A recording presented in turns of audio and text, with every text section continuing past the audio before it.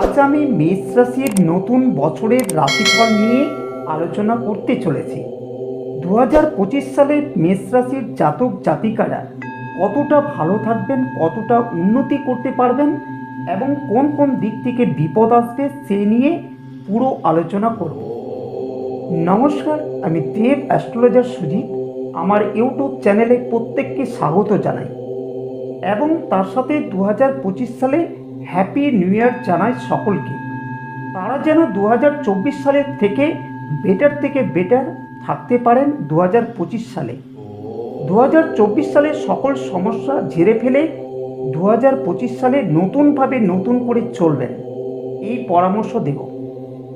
আজ আমি এই পর্বে আলোচনা করব মেষ রাশির 2025 সালে শরীর, স্বাস্থ্য, অর্থ, প্রেম, শিক্ষা, সন্তান ভাগ্য, কেরিয়ার, বিবাহিত জীবন, চাকরি, ব্যবসা প্রভৃতি বিষয়ে বিস্তারিত আলোচনা করব। তবে মনে রাখবেন, এই আলোচনাটি কারো ব্যক্তিগত জন্মরাশি নিয়ে আলোচনা করা হয়নি, সম্পূর্ণ গ্রহদের গোচরফল অনুসারে ভিডিওটি। চলুন তাহলে প্রথমে দেখা যাক গ্রহদের পজিশনগুলো কেমন এবং কোন কোন রাশিতে অবস্থান করছে। আপনারা দীর্ঘদিন থেকে আমার আলোচনাটি শুনে এসেছেন, হয়তো সেখান থেকে জানতে অথবা বুঝতে পেরেছেন কোন গ্রহ কোন স্থানে বসে আছে, তাই সেই ব্যাপারে আর বলতে গেলাম না। বৃহস্পতি আপনার দ্বিতীয় স্থানে বকরি হয়ে রয়েছে, এর ফলে কি হবে তা বলবো।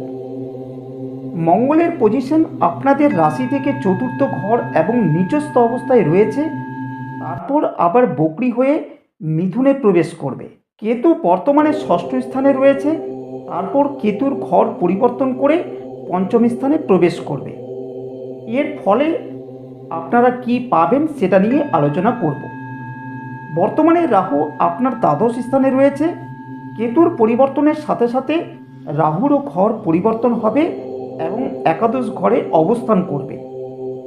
বুধ রয়েছে অষ্টমে, রবি নবম স্থানে 15 তারিখে পরিবর্তন করবে, শুক্রের নবম স্থান ত্যাগ করে একাদশ স্থানে চলে যাবে, শনি কুম্ভ রাশিতে রয়েছে।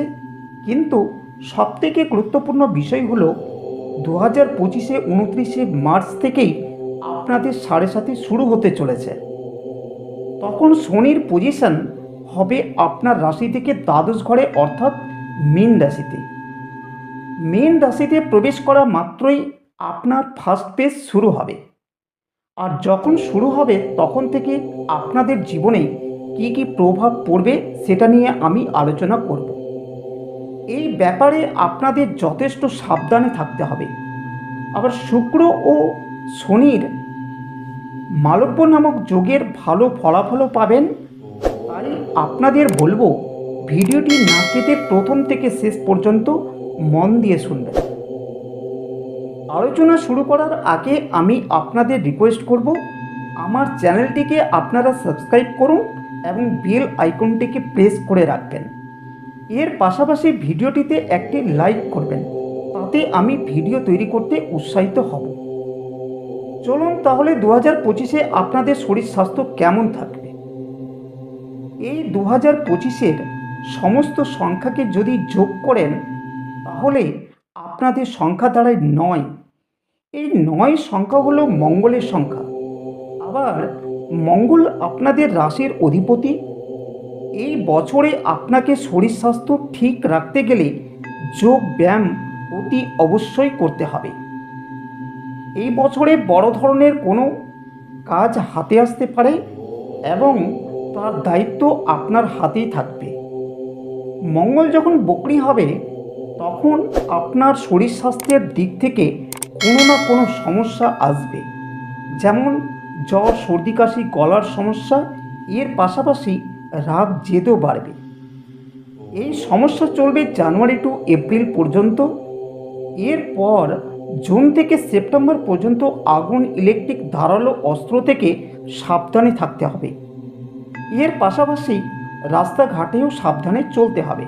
এবারে আলোচনা করব আর্থিক ভাগ্য কেমন থাকবে। আপনাদের আর্থিক ক্ষেত্র দেখতে গেলে দ্বিতীয় স্থানকে দেখা উচিত। আর দ্বিতীয় স্থানে বৃহস্পতি রয়েছে, আবার মালব্য যোগ তৈরি হয়েছে, যার ফলে আপনাদের আর্থিক ভাগ্য যথেষ্ট ভালো হবে।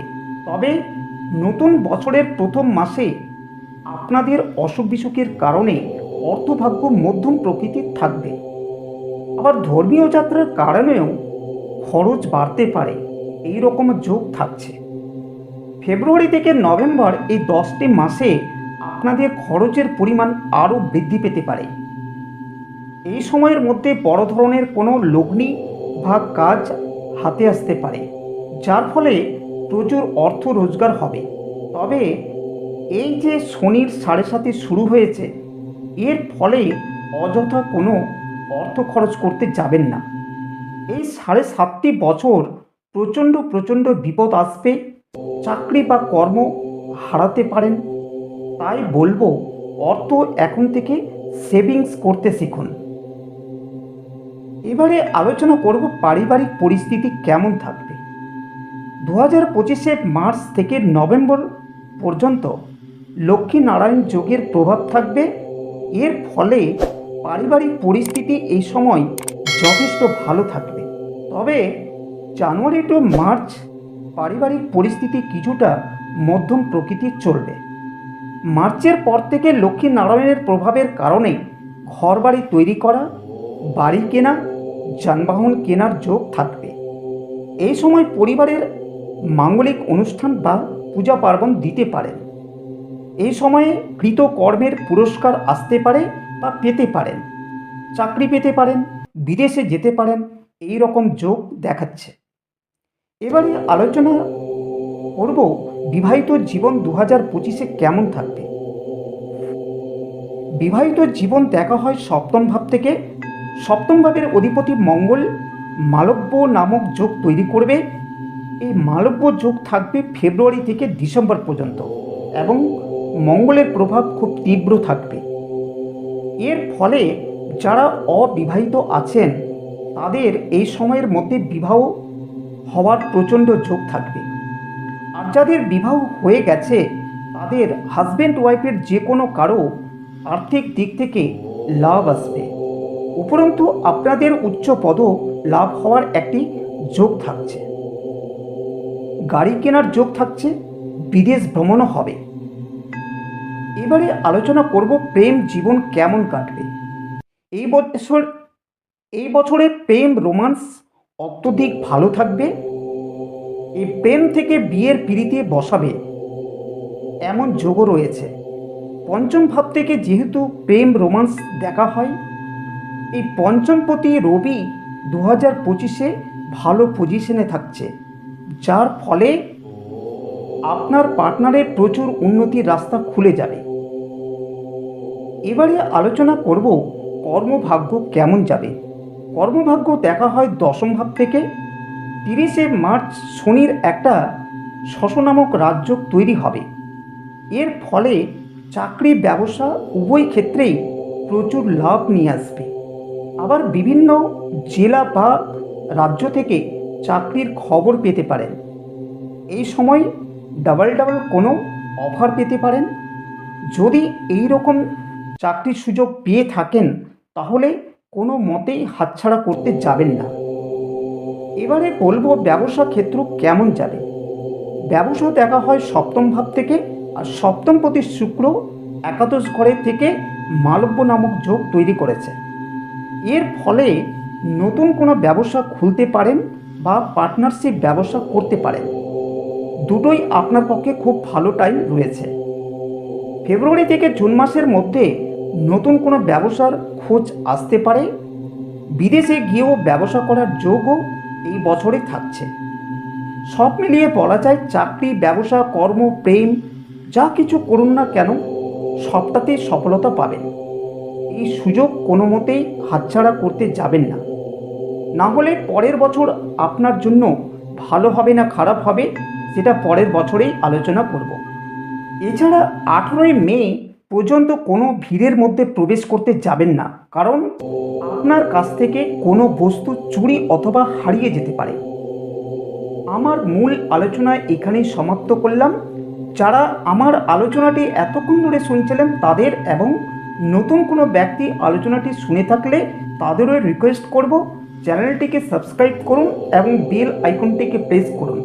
সঙ্গে ভিডিওটিতে একটি লাইক করুন। আলোচনাটি এখানেই সমাপ্ত করলাম।